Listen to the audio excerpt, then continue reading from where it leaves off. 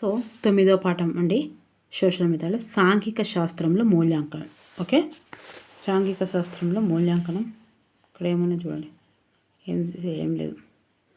James ఎం Bradfield సంఘటనలు గుణాలు విలువలను నిర్ధారించడానికి సామాజిక సాంస్కృతిక లేక శాస్త్రీయ ప్రామాణికలను అనుగుణంగా సంకేతాలను ఉపయోగించడమే మూల్యాంకనం. ఓకే, ఎన్సీఈఆర్టీ లక్ష్యాలు ఏ మేరకు సాధించడం అయింది, తరగతి గదిలో సమకూర్చిన అభ్యాసన అనుభవాల పటిష్టత తీరు ఏ విధంగా ఉంది, విద్యా గమ్యాలు ఏ స్థాయిలో సాధించారు అని వాటిని నిర్ధారించే విధానమే మూల్యాంకనం అన్నది. ఇంత పెద్దగా అన్నది ఇది ఎన్సీఆర్టీ. ఇక రాల్ఫ్ టైలర్ ఏమన్నాడు, విద్యా లక్ష్యాలు ఎంతవరకు సాధించడం జరుగుతుందో తెలుసుకునే విధానమే మూల్యాంకనం అన్నాడు. ఓకే, ఇట్లా ఎవరు ఇష్టం వచ్చినట్టు వాళ్ళు అన్నారు వాళ్ళు. ఓకేనా, ఇది ఒక్కసారి చూసుకోండి. 91 నుంచి 100 వరకు A+, 71 నుంచి ఇక ఇక్కడ ఉంది 90, ఇక మధ్యలో 80 లేదు, 71 తర్వాత 61 ఉండాలి కదా, 51. ఇక ఇట్లా చూసుకోరు. ఇక A+A, B+B అంతే, ఇక C+ లేదు.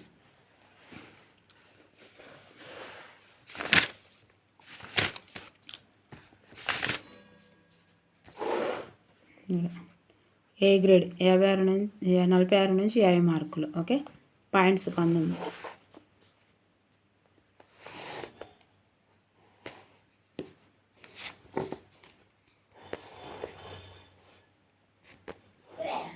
పేపర్ 1 మార్కులు 50, పబ్లిక్ పరీక్ష 40, తర్వాత రెండింటి కలిపి 20 మార్కులు మొత్తం. పేపర్ 2కు 20. ఎఫ్ఏలు 4 ఎఫ్ఏలు ఉంటాయి, 4 ఎఫ్ఏలు. ఓకే, ఇవి ఒక్కసారి చూస్తే సంగ్రహణ మూల్యాంకనం.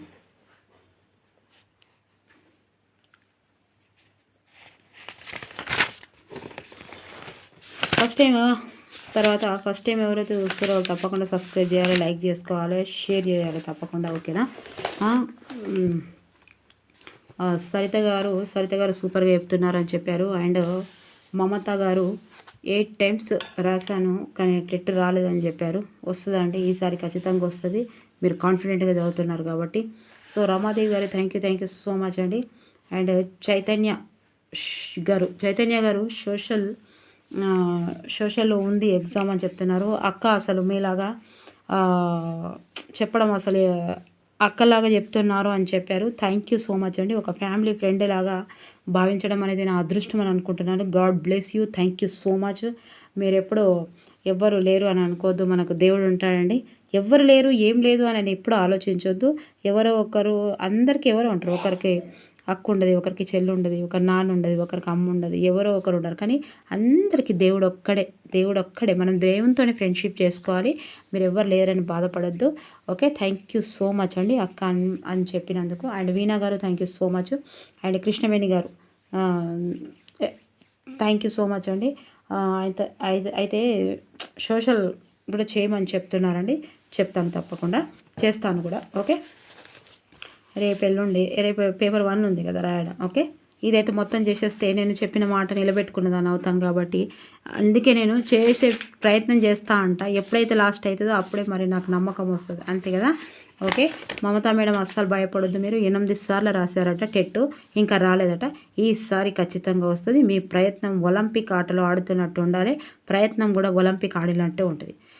ఆట కూడా ఒలింపిక్లో కాంపిటీషన్ చేసినట్టే ఉండాలి, ప్రయత్నం కూడా అంతే గట్టిగా ఉంటుంది. ఫలితం, కష్టపడ్డ వాళ్ళకే ఫలితం దొరుకుతుంది, వాళ్ళకే అదృష్టం దొరుకుతుంది. ఓకేనా, మీరు అస్సలు బాధపడద్దు. హ్యాపీగా వెళ్ళి హ్యాపీగా రండి. అన్నీ మీరు చదువుకునే ఇస్తాడు, మీరు టచ్ చేసినవి ఇస్తాడు. చాలా ఈజీ అండి. అసలు ఎందుకు అని అంటే ఆల్రెడీ చెప్పేసిండి, ఈ లెసన్ నుంచి ఈ లెసన్ వరకు ఇస్తా అని. మనం కేవలం అసలు చదవడంలో కొంచెం ఇబ్బంది, అంతే, ఏం లేదు. ఇప్పుడు కూడా ఏం లేదు, ప్రీవియస్ నాలెడ్జ్ తోటి కూడా పెట్టవచ్చు, కానీ కొంచెం ఆగమాగం చేసి పెట్టదు, అంతే. ఆలోచించి అవగాహనతోటి పెట్టాలి. ఓకే, తర్వాత ముందుగా ఇవి కూడా 100 క్వశ్చన్స్ ఉన్నాయి, ఒక్కసారి చూద్దాం మరి. సంఘటనలు గుణాలు విలువలను నిర్ధారించడానికి సామాజిక సాంస్కృతిక లేక శాస్త్రీయ ప్రామాణికతకు అనుగుణంగా సంకేతములను ఉపయోగించడమే మూల్యాంకనము అని పేర్కొన్నది ఎవరు? ఇంత పెద్దగా అన్నాడు. ఓకే, ఎన్సీఆర్ ఎవరు అన్నారు? ఎన్సీఆర్టీ అన్నారా? జేఎం బ్రాడ్ఫీల్డ్ అన్నాడు. JM Bradfield. మీరు ఒక్కసారి మంచిగా చూసుకోరు. ఓకే, నాకు నిద్ర వచ్చేదాకా ఈ వీడియో చేస్తూనే ఉంటా. ఎందుకంటే ఒకటి చేయపోయాలని ఉంది. లక్ష్యాలు ఏ మేరకు సాధించడం జరిగింది, తరగతి గదిలో సమకూర్చిన అభ్యసన అనుభవాల పటిష్టత తీరు ఏ విధంగా ఉంది, విద్యా గమ్యాలు ఏ స్థాయిలో సాధించారు అని వాటిని నిర్ధారించే విధానమే మూల్యాంకనం అని చెప్పింది ఎవరు, ఇంత పెద్దగా చెప్పింది ఎవరు, ఎన్సీఆర్టీ. ఇప్పుడే మనం చూసినాం కదా. లక్ష్యాత్మక ప్రశ్నకు ఉదాహరణ ఏది, ఏదబ్బా 4వది పైవన్యు. బహుళైచ్ఛిక ప్రశ్నలు, తప్పు ఒప్పు సమాధాన ప్రశ్నలు, జతపరిచే ప్రశ్నలు. ఓకే, ఆన్సర్ వచ్చేసి పైవన్యు. మూల్యాంకనం అంటే ఏమిటి, ఏంటిది మూల్యాంకనం అంటే చెప్పాలి. పైవన్యు లక్ష్యాల ఎంపిక, అభ్యాసన అనుభవము రచించుకోవడం, మూల్యాంకన సాధనాలు ఎన్నుకోవడం. ఇలా అన్నీ ఆ భాషతోటే ఉంటాయి కాబట్టి కరెక్ట్గానే అనిపిస్తాయి అన్నీ. ఓకే, విద్యార్థి అభ్యసన లోపాలను గుర్తించి సవరించే కార్యక్రమం చేపట్టి ఆ లోపాలను తొలగించేందుకు చేసే మూల్యాంకనం ఏది, ఆ మూల్యాంకనం 1వది లోప నిర్ధారణ మూల్యాంకనం. కొంచెం ఆలోచిస్తే వస్తుంది. విద్యార్థులు దాగి ఉన్న ప్రతిభను సమర్థతను గుర్తించి అంచనా వేసి చేసే మూల్యాంకనమును ఏమంటారు, రెండవది ప్రాయుక్తిక. విద్యార్థులకు ఏదైనా ఒక అంశాన్ని కానీ భావన కానీ ఇచ్చి దాని గురించి వాస్తవ సంబంధాన్ని కలిగిన ఉపయోగిత ఆలోచనలు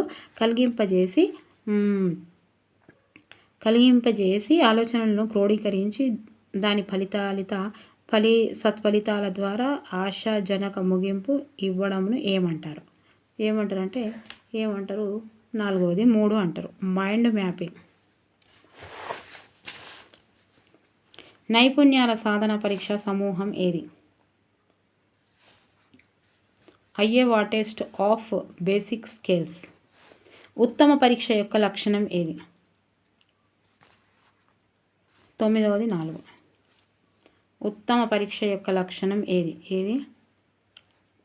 పైవన్యు సప్రమాణత, విశ్వసనీయత, విచక్షణాత్మక శక్తి మరియు. ఓకే, బోధన ద్వారా విద్యార్థి పొందిన ఒక అభ్యాసనను ఒక పద్ధతిలో నిర్ధారించడము పాఠ్యాంశ సాధన నికషగా నిర్వహించింది ఎవరు, 1వది గ్రూమ్ ల్యాండ్.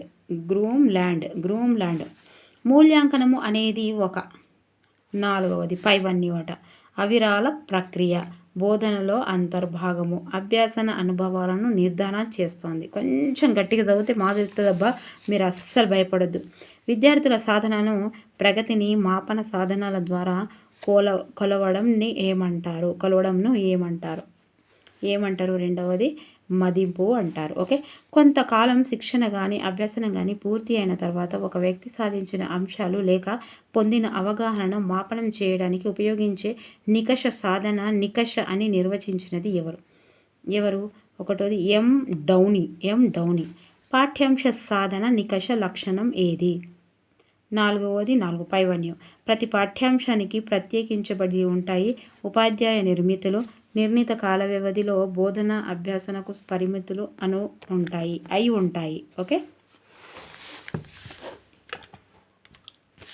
నిర్మాణాత్మక మూల్యాంకనంలో ఉపయోగించే సాధనాలు, 4వది పైవన్యు. విద్యార్థుల రాత అంశాలు, ప్రాజెక్టు పని, లఘు పరీక్ష, సామాజిక అంశాలపై ప్రతిస్పందన.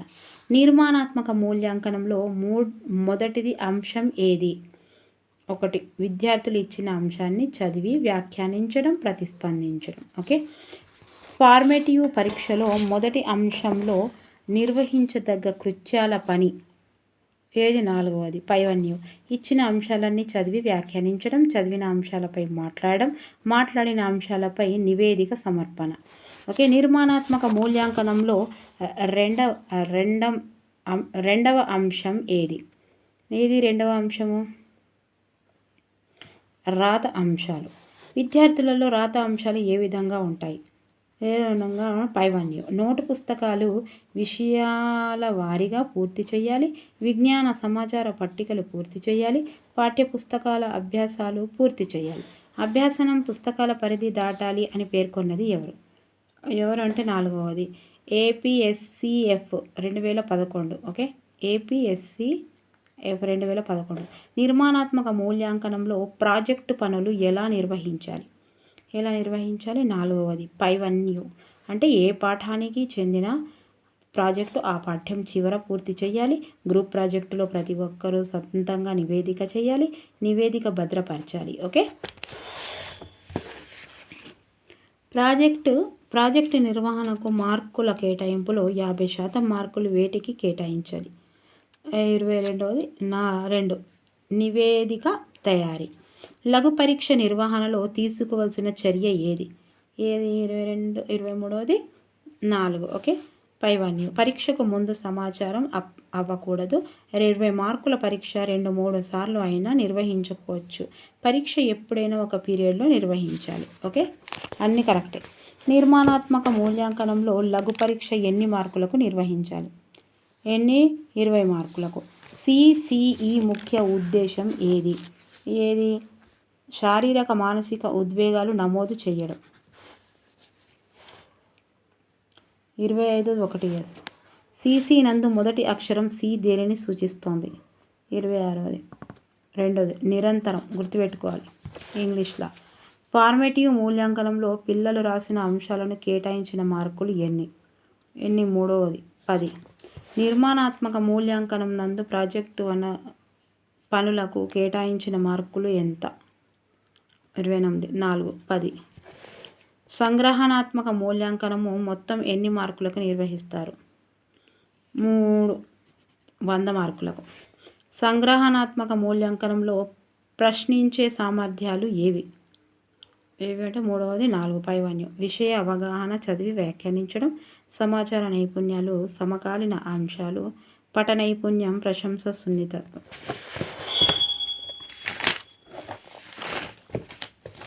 సంగ్రహణాత్మక మూల్యాంకనంలో విషయ అవగాహన ఎన్ని మార్కులకు ప్రశ్నించడం జరుగుతుంది? 1వ 20. పాఠ్యాంశ సాధన నికష తయారీ సోపానం ఏది? 32వ 4. పైవన్యం. లక్ష్యాలు నిర్ధారించడం, పాఠ్యాంశ విషయము, ప్రశ్నల కఠిన స్థాయి నిర్ణయం. సంగ్రహణాత్మక మూల్యాంకనంలో గల చివరి సామర్థ్యం ఏది? 33వ. చదివి వ్యాఖ్యానించడం. అభ్యాసన వైకల్యం గురించి మొట్టమొదటిసారి ఉపయోగపడినది. 34వ 1. షాముల్ కిర్క్.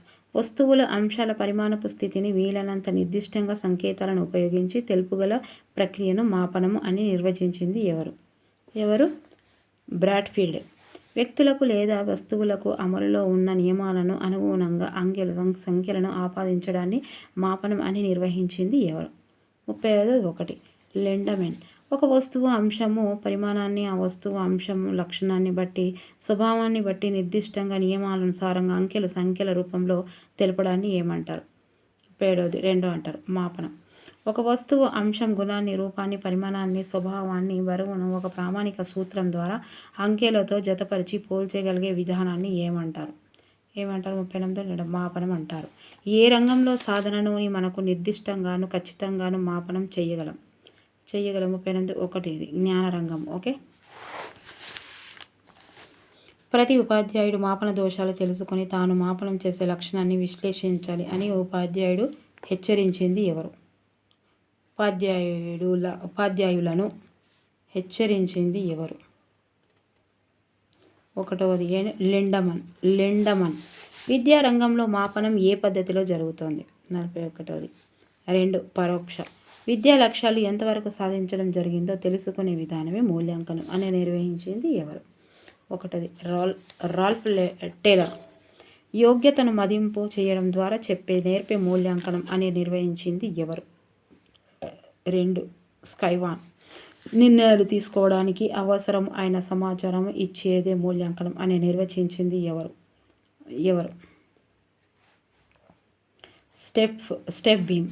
సంఘటనలు, అంశాల గుణాలను, విలువలను నిర్ధారించడానికి సామాజిక, సాంస్కృతిక లేదా శాస్త్రీయ ప్రామాణికతలకు అనుగుణంగా సంకేతాలను ఉపయోగించడమే మూల్యాంకనం అని పేర్కొన్నది ఎవరబ్బా? జేమ్స్ ఎం బ్రాడ్ఫీల్డ్. మనము ముందుగా నిర్ణయించుకున్న లక్ష్యాలను అనుసరించడం కానీ, మన అంచనాలకు తగ్గట్టు కానీ లేదా మన స్వీయ ప్రమాణాలకు తగ్గట్టు కానీ ఒక కార్యక్రమంలోని భాగాలు, ప్రక్రియలు, ఫలితాలు ఏ మేరకు సంతృప్తికరంగా ఉంటుందో పరీక్షించి తెలుపుకునే ప్రక్రియ మూల్యాంకనం అని నిర్వచించింది ఎవరు? 2. టాక్మాన్.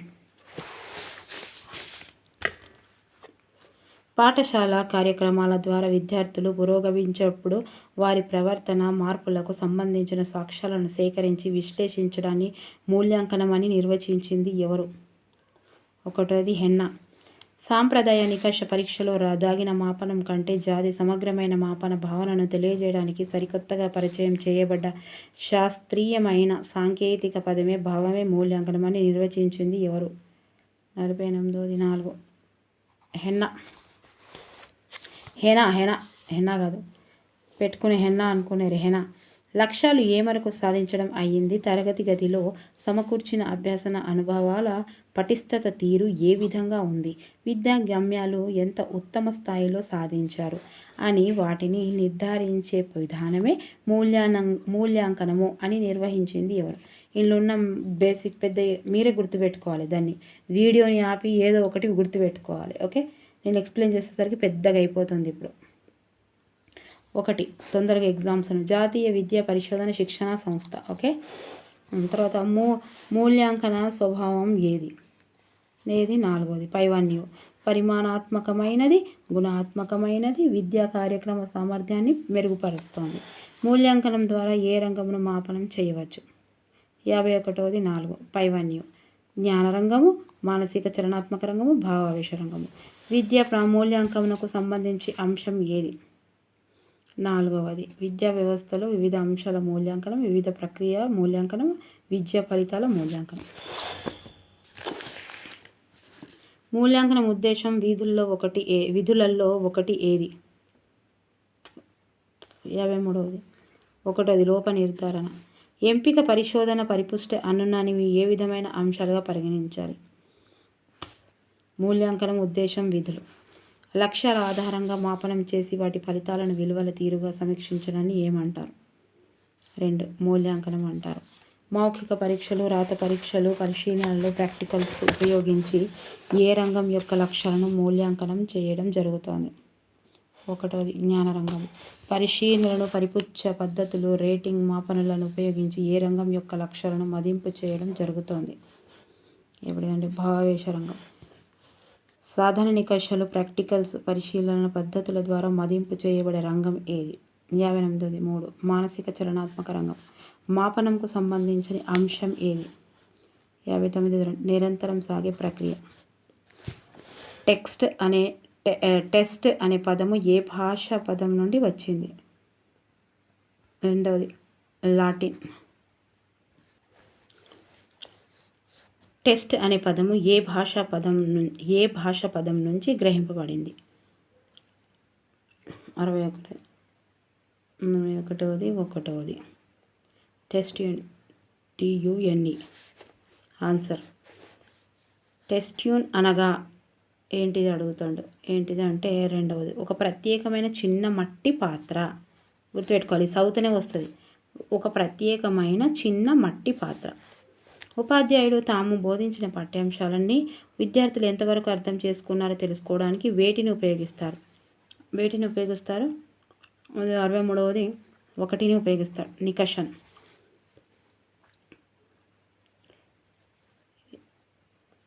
ఎగ్జామినేషన్ అనే పదము ఏ భాషా పదం నుంచి గ్రహించబడింది? ఏది? 64వది 2 లాటిన్. అన్ని లాటిన్ పదాలే. ఎగ్జామినేషన్ అనే పదము ఏ లాటిన్ భాష పదం నుంచి ఉద్భవించింది?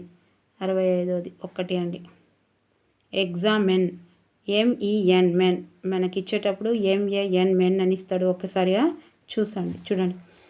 ఎగ్జామ్ అంటే ఏమిటి? 66వది 1 ఏంటిది? త్రాసులోని ముళ్ళు సూచి. ఉపాధ్యాయులు ఒక్క నిమిషం. 66వది ఏంటి? త్రాసులోని ముళ్ళు సూచి. ఉపాధ్యాయులు తాము బోధించిన పాఠ్యాంశాలకు సంబంధించి విద్యార్థుల సాధనలకు ఎప్పటికప్పుడు తెలుసుకోవడానికి వేటిని ఉపయోగిస్తారు? 67వది 1 నికషాలు. నిర్ణీత కాలంలో ఉపాధ్యాయులు బోధించిన పాఠ్యాంశాల లక్ష్యాల సాధనను అంచనా వేయడానికి ఉపయోగించే పరీక్ష ఏది? 68వది 4 3 మాసాల పరీక్షలు, అర్ధ సంవత్సర పరీక్షలు, సంవత్సరాంతపు పరీక్షలు. మూల్యాంకన ఉద్దేశం ఏది? 4 పైవన్యు. శ్రేణీకరణం, పునర్బలనం, మార్గదర్శకత. బోధన, అభ్యాసనం, మూల్యాంకనం అనేవి 2 త్రివేద ధృవాలు. మూల్యాంకన ప్రక్రియలో గల సోపానం ఏది? 71. 4 పైవన్నీ. బోధన లక్ష్యాలు, అభ్యసన అనుభవాలు, మూల్యాంకన సాధనాలు.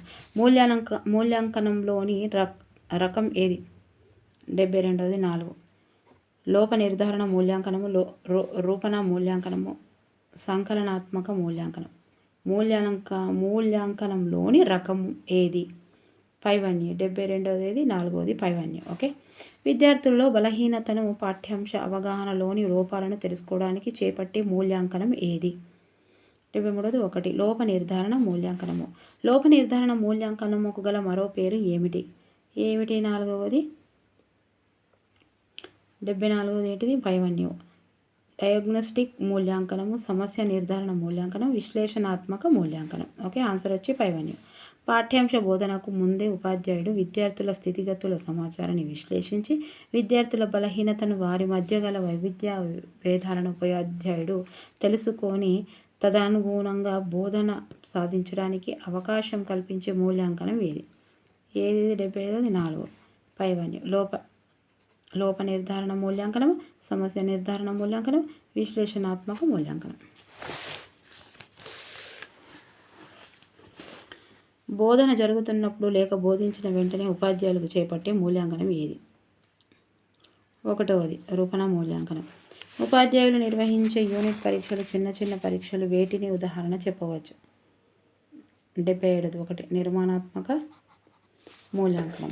బోధన తదుపరి నిర్వహించే చిన్న పరీక్షల ద్వారా విద్యార్థులు తమ బోధన అభ్యాసన సామర్థ్యాలను అంచనా వేసి తద్వారా పొందిన సమాచారం నుండి తమకు తాము సరిదిద్దుకోవడానికి అవసరం అయిన చర్యలను తీసుకొనుటకు ఉపయోగపడే మూల్యాంకనం ఏది? 4 పైవన్యం. ఫార్మలేటివ్ మూల్యాంకనం, నిర్మాణాత్మక మూల్యాంకనం, సమాచార మూల్యాంకనం. ఉపాధ్యాయుల బోధన ప్రక్రియకు సంబంధించి సమాచారాన్ని వెంటనే ఇవ్వడం ద్వారా విద్యార్థులు తమ స్థాయిని మెరుగుపరచుటకు అవకాశం కల్పించడం ఏది? రూపణ మూల్యాంకనం.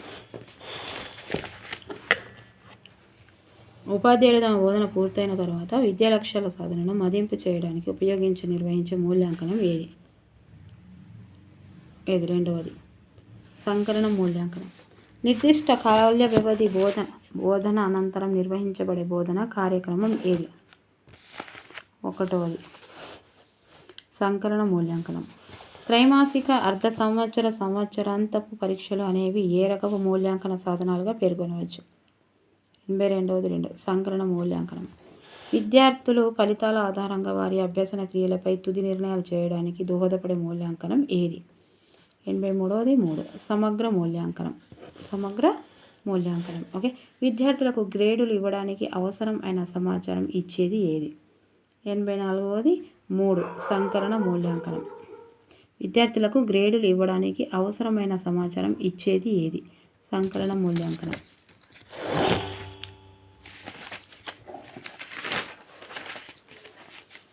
విద్యార్థుల ప్రస్తుత స్థాయిని గురించి విలువైన సమాచారాన్ని సేకరించడం అనేది ఏ మూల్యాంకనం యొక్క ముఖ్య లక్షణంగా ఉంది? 85. 1 సంకలనాత్మక మూల్యాంకనం.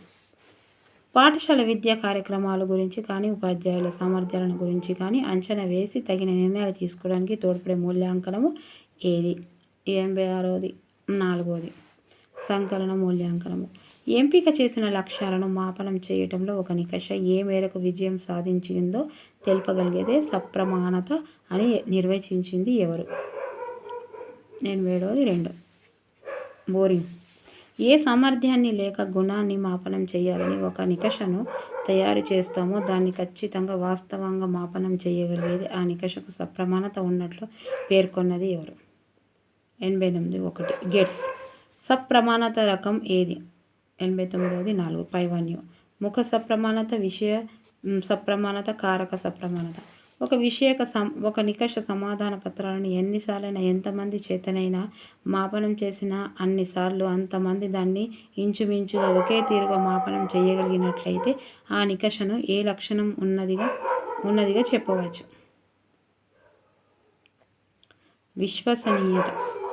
విశ్వసనీయత. ఒక నికష యొక్క విశ్వసనీయత ప్రభావితం చేసే అంశం ఏది? నాలుగవది పైవన్యం.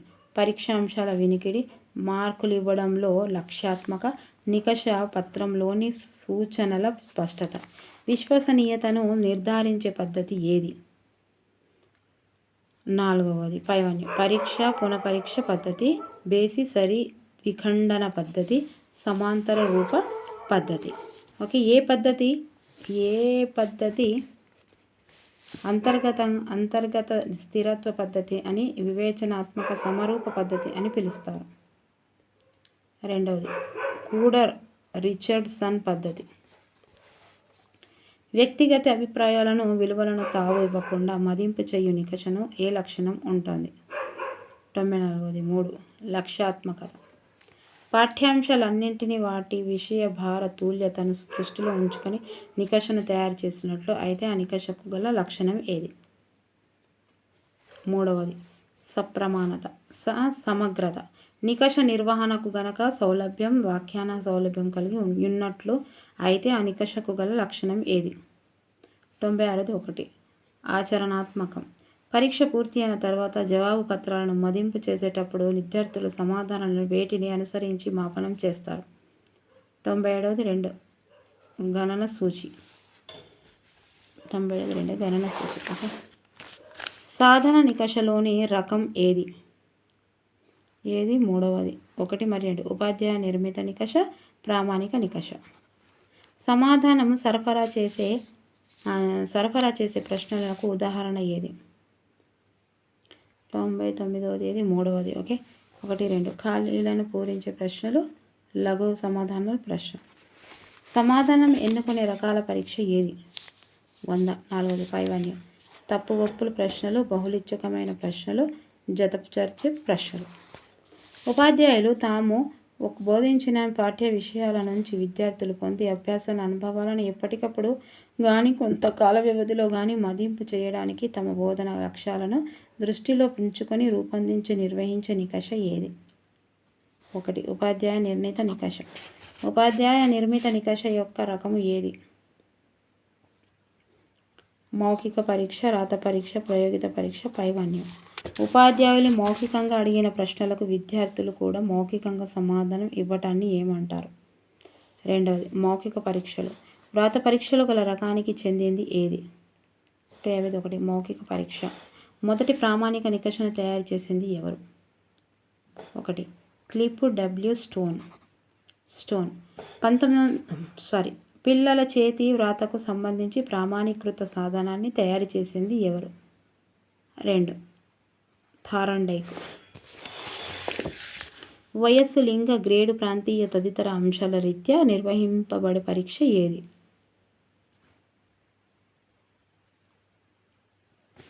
107ది 1 ప్రామాణిక పరీక్ష. ఓకే, 107 ఉన్నాయి. ఇప్పుడు 107 క్వశ్చన్స్ చూసినాం ఇప్పుడు మనం. ఓకే, నెక్స్ట్ వచ్చేసి 10వ పాఠం ఉంది దైనందిన జీవితంలో సాంఘిక శాస్త్రం. ఓకే, మళ్ళీ ఇది కూడా గ్రాండ్ టెస్టులోనే అన్ని గత పరీక్షలో అడిగిన ప్రశ్నలు కూడా ఉన్నాయి. ఇదిగో 2018 కూడా ఉంది. ఓకే, ఇవన్నీ ఇప్పటి వీడియోలో, దీని తర్వాత ఉన్న వీడియోలో 10th క్లాస్ వీడియోలో చేసేస్తా. ఓకేనా, మరి నచ్చితే లైక్ చేయాలి, సబ్స్క్రైబ్ చేయాలి. ఇది ఒక్క పాఠం అయితే అయిపోతుంది ఎల్లుండి చదివేటోళ్ళకు. Okay, thank you for watching ప్రతి ఒక్కరికి. ఓకేనా, కామెంట్స్ రాస్తున్న ప్రతి ఒక్కరికి నా మనస్ఫూర్తిగా ధన్యవాదాలు అండి. పేర్లు అక్కడ అందరి పేర్లు తీసుకోవడానికి అసలు అదే నేను చెప్తున్నాను కదా, స్టూడియోకి వెళ్ళినప్పుడు అక్కడ మీరు కామెంట్స్ చేసిన కొన్ని నేమ్సే ఉంటాయి. అక్కడ 1-2 నిమిషాలు ఉంటాయి అంతే. అక్కడ ఉన్నవి నాకు అందులో తీయడానికి కూడా టైం లేదు. ఇక నేను ఇప్పుడు తీస్తున్న ఒకటేమో అవుతుంది టైము. ఓకే, కాకపోతే ఇది మొత్తం కావాలి కదా, తప్పకుండా తొందరగా కావాలని తీసిన. ఓకేనా, మరి నచ్చితే లైక్ చేయాలి, సబ్స్క్రైబ్ చేయాలి, షేర్ చేయాలి. మమతా మేడం మీరు భయపడకండి, మనం చదివిన అంశాల నుంచి వస్తాయి కానీ కొంచెం అవగాహనతోటి చదవాలి. కొంచెం కవి పరిచయాలుగా కవిత సంపుటుల అవి ఏంటి, ఖండకావ్యాల అవి కొంచెం చూసుకోండి. ఓకే, సైకాలజీలో థార్న్డైక్ గురించి, వైగాట్స్కి గురించి మన దగ్గర వీడియోస్ కూడా ఉన్నాయి. అవి నచ్చకపోయినా మీకు ఇంకేదైనా చూసుకోవచ్చు మీకు, కానీ ఖచ్చితంగా నచ్చుతాయి. ట్రిక్స్ ద్వారా బాగా చెప్పాను నేను. మ్యాథ్స్లో అవసరాలు కూడా చూడండి ఒక్కసారి, చాలా చాలా బాగున్నాయి. మీరు ఒక్కసారి చూసి సబ్స్క్రైబ్ చేసుకోండి అండ్ షేర్ చేయండి. ఓకేనా? మరి తప్పకుండా ధైర్యంతో వెళ్ళాలి, ధైర్యంతో రావాలి. ఓకేనా? అంతేగా ప్రపంచానికి పౌరులను పరిచయం చేసేది అంత పెద్ద వృత్తిలో అడుగుపెట్టే వాళ్ళం మనము. ఆ వృత్తికి ఉపయోగపడడానికి అర్హత పరీక్ష రాస్తున్నాం. నాట్ ఓన్లీ అర్హత పరీక్ష, ఇది జాబ్ని డిసైడ్ చేసే పరీక్షనే. కాబట్టి బీ కాన్ఫిడెంట్గా ఉండాలి, కాన్ఫిడెంట్గా రాయాలి, కాన్ఫిడెంట్గా ఉండాలి. ఓకేనా? చెప్తున్నాను కదా, ప్రపంచానికి పౌరులను పరిచయం చేయబోయే పోస్ట్ అది. మామూలు పోస్ట్ కాదు, ప్రపంచంలో దానికంటే పెద్ద పోస్ట్ ఏది లేదు. ఓకేనా? Teacher post. ఓకేనా? నువ్వు అనుకున్నది సాధించగలగవచ్చు. ఓకే ఓకే మరి thank you for watching. Bye, take care. Comments రాసిన ప్రతి ఒక్కరికి అందరికీ గాడ్ బ్లెస్ యూ. రేపు ఎగ్జామ్ రాయబోయే వాళ్ళకి ఆల్ ద బెస్ట్ అండి. సూపర్గా రాయండి. మీరు చదివిన దాంట్లోనే నుంచే వస్తాయి, ఎక్కడి నుంచో రావు. మీరు కన్ఫ్యూజ్ అవ్వడానికి అవసరం లేదు. కాకపోతే 1-2 సార్లు క్వశ్చన్ చదివితే అనేది మీకు అర్థమైపోతుంది. ఓకేనా? ఎందుకంటే ప్రీవియస్ నాలెడ్జ్ మనకు ఉంది. మొన్న రాసినాం, మనం జనవరిలో టెట్ రాసినాం కాబట్టి. ఓకేనా? ఇంకా తక్కువ. All the best of luck. God bless you అందరికీ. నాకు కూడా గాడ్ బ్లెస్ యూ అని చెప్తున్నారు. సో మీ అభిమానానికి థ్యాంక్ యూ సో మచ్ అండి. ఇలాగే మీరు మన MMZ అబాకా ఛానల్లో ఇలాగే షేర్ చేస్తూ, సబ్స్క్రైబ్ చేస్తూ, ఇన్వాల్వ్ అవుతూ, ఇలా కామెంట్స్ రాస్తూ ఓకే ఉండాలని, ఆరోగ్యాలతో ఉండాలని, మీ కుటుంబ సభ్యులు మీరు అందరూ బాగుండాలని, అందులో మనం ఉండాలని, హ్యాపీగా ఉండాలని, వచ్చే కష్టాలన్నీ రాకుండా ఉండాలని దేవుణ్ణి ప్రేయర్ చేస్తూ, దేవుణ్ణి ఫ్రెండ్ చేసుకోండి. ఎవరిని కాకుండా దేవుణ్ణి ఫ్రెండ్ చేసుకోండి. ఓకేనా? దేవుణ్ణి ఫ్రెండ్ చేసుకోవాలి. ఎందుకు చేసుకోవాలి అంటే అక్కడ బాగుంటేనే ఇక్కడ బాగుంటాం. మనకి వస్తలేదు అది ఇదని కాదు, అక్కడ బాగుండాలి. అక్కడ బాగుంటేనే ఇక్కడ బాగుంటాం మనం. ఓకేనా? ఎవరితోటి చెప్పుకోవద్దు కష్టాలు, మన దేవునితో చెప్పుకోవాలి. డైరెక్ట్గా వింటాడు దేవుడు. మధ్యలో ఏ పూజారి అవసరం లేదు దేవుడికి. మనకు ఎవరు సంజాయిషి చెప్పే అవసరం లేదు. నీకున్న కష్టాలు నువ్వు చెప్పే రిధంలో నువ్వు చెప్పుకోవాలి దేవుడికి. నువ్వు ఫ్రెండ్ చేసుకోవాలి దేవుడిని. అందరూ వదిలేసిపోతారు ప్రపంచంలో, దేవుడు ఒక్కడే వదిలేడు. లాస్ట్ కన్న తల్లిదండ్రులు కూడా ఒకరిని ఒకరిని నచ్చుతారు, ఒకరిని నచ్చరు. సో అవన్నీ వదిలేసి కూడా దేవుడిని, అంటే అందరిని వదిలేయడం అంటే అందరినీ రోడ్ల మీద వదిలేసి దేవుని పట్టుకోవడం కాదు. దేవుడు అంటే దేవుడు నచ్చిన పనులు చేయాలన్నట్టు దేవునితోటి. Okay, thank you for watching. Bye, take care. Okay, all the best. God bless you.